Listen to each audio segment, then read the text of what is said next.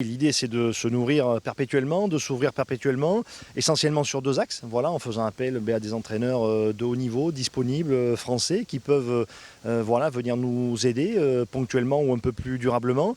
Et puis ensuite de s'ouvrir aussi aux clubs, aux collègues qui travaillent en ce moment dans les clubs, voilà, pour mailler le territoire et avoir voilà, en termes de réseau voilà, une promotion du projet la plus large possible. C'est une démarche qui a été très intéressante de la part de l'instance fédérale d'ouvrir justement à d'autres regards qui viennent du rugby en général. Et c'est vraiment que c'est quelque chose qui a été vraiment bénéfique pour nous d'abord, de voir comment fonctionnait l'équipe de France, mais surtout dans les échanges et les points de vue, c'est vraiment quelque chose de remarquable. Ouais. Là, je suis sur le très haut niveau avec les moins de 20 ans. Donc ça, c'est très excitant pour moi, c'est très enrichissant.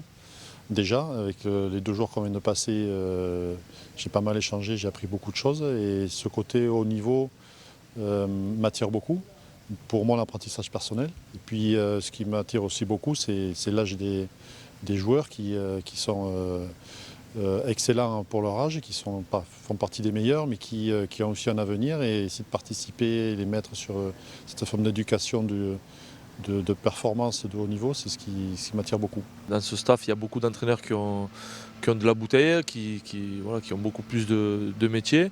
Et voilà, ça tire tout le monde vers le haut. Chacun essaye d'amener sa pierre à l'édifice. On a une mission dans un staff avec une compétition et ses contraintes, avec des matchs et des résultats, etc. Mais en même temps, on est dans un projet collectif partagé où on décloisonne un peu. Donc vous aurez à chacun des missions dans votre staff, mais aussi des missions qui sont plus larges que ça et qui vont être dans du travail interstaff, dans des projets qui sont partagés avec les filles, avec le 7, avec l'équipe de France, avec les académies pour l'espoir et tout ça. Donc c'est, je crois, ce qui donne aussi cette force en fait à ce projet, c'est de dire on est tous réunis, il y a un vrai projet France qui en plus maintenant transpire complètement avec les clubs. Je me retrouve complètement dans cette transversalité, dans ce projet commun, hein, ce socle commun qui doit se perpétuer des plus petits, c'est-à-dire des moins de 20, des moins de 18, pour les amener à cet esprit bleu. C'est toutes les expériences de tout le monde qui amènent aussi ces échanges-là et cette richesse. Et je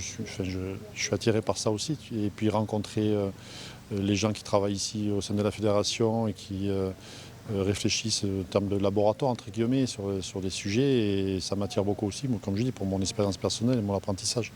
Donc cet échange-là est fantastique. Ouais. Ça fait beaucoup d'informations, mais en tout cas c'est super intéressant parce que, voilà, comme on disait, Fabien il est dans le partage total.